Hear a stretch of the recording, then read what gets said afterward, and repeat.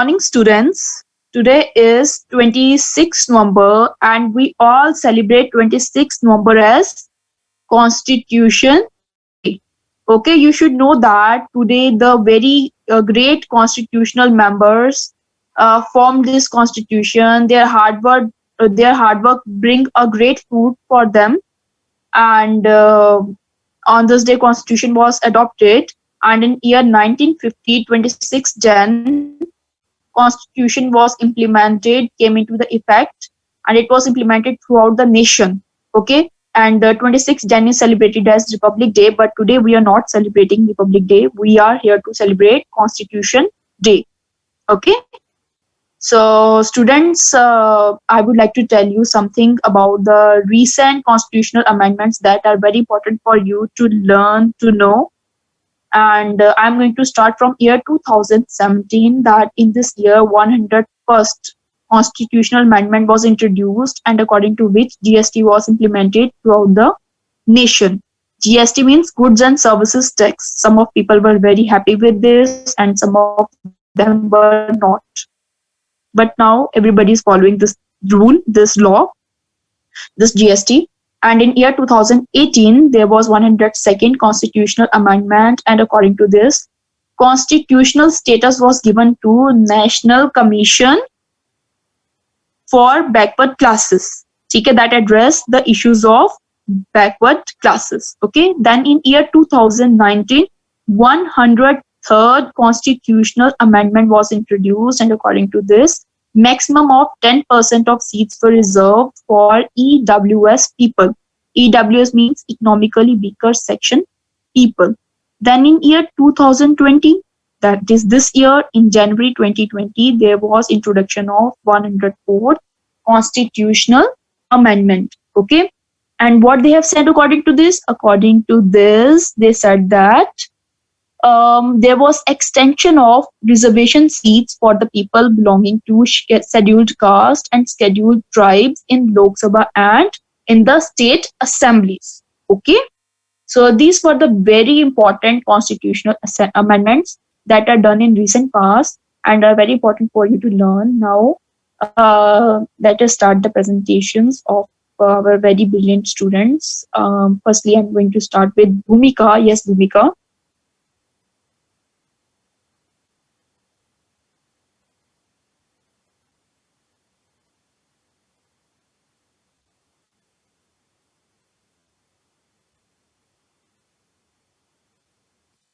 Yes, Bhumika, you can start, beta. Everyone. Today I am going to tell you about the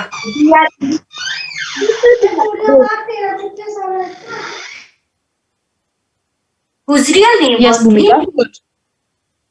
Namaskar everyone. Today I am going to tell you about Dr. B.R. Ambedkar. Dr. B.R. Ambedkar, whose real name was Bhim Rao Ramji Ambedkar, was born on 14th April 1891 and died on 6th December 1956. He was also known as Baba Saheb Ambedkar. He was an Indian scholar, judge, economist, politician, as well as social reformer.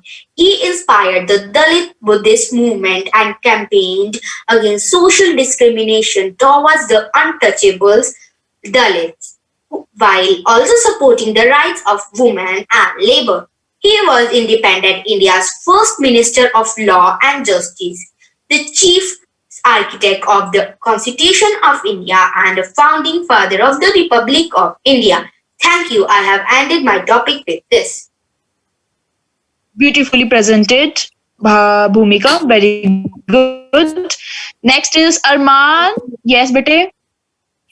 Namaskar to all. I am Arman Mahajan, and today I am going to tell you some points about fundamental rights.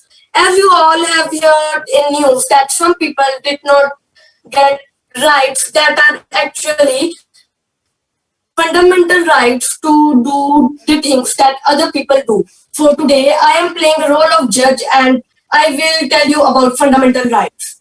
Actually, the fundamental rights are defined as basic human rights. The direct principle of state policy are guidelines for the framing of laws by the government.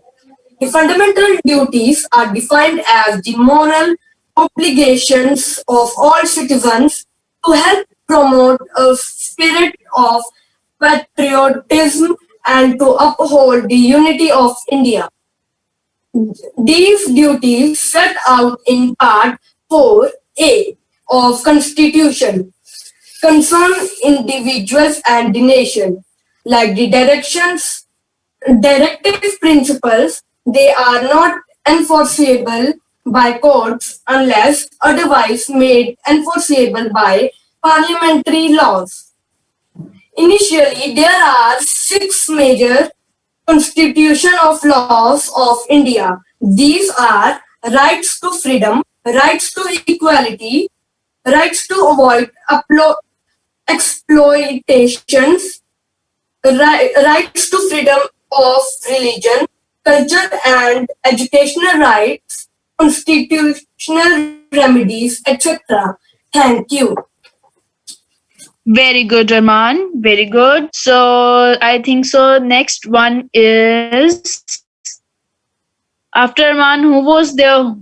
There was Sia Rehan. Anika was Sia Rehan. Okay. Sia Rehan. Yes.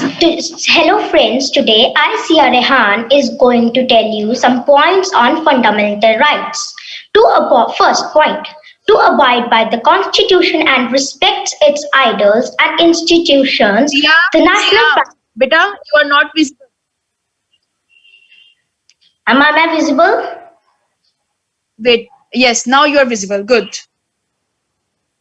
First, to abide by the constitution and respect its idols and institutions, the national flag and the national anthem. Second, to cherish and follow the noble ideas which inspired our national struggle for freedom.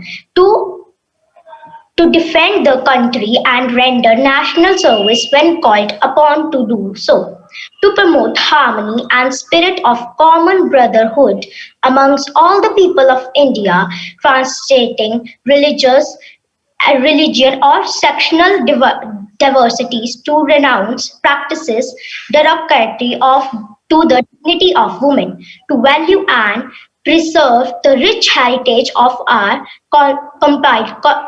composite culture, to protect and improve the natural environment, including forests, lakes, rivers, wildlife, and to have compassion for living creatures.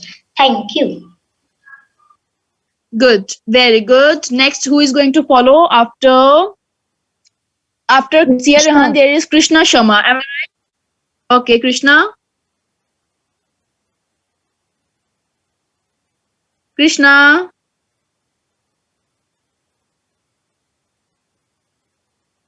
Anika to continue. Yes, Anika. Hello everyone. Today I will tell you about directive principles. So let's get started.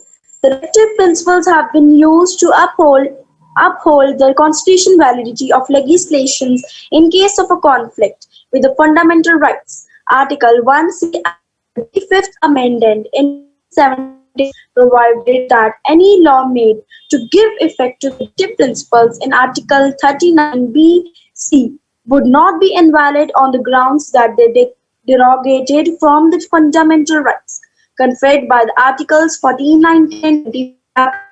Of this article was sought to be extended to all directive principles by 42 amended in 1976, but the Supreme Court struck down the extension as void on the ground. It the basic structure of the Constitution. The fundamental rights and directive principles have also been used together in forming the basis of legislation of social welfare. The Supreme Court, after the judgment in the Kesavananda Bharati case, has adopted the view of the fundamental rights and directive principles being complementary to each other, each supplementing the other's role in aiming at the same goal of establishing a welfare state by means of social regulation. Similarly, the Supreme Court has used the fundamental duties to uphold the constitutionally validity of statutes which seeks to promote the object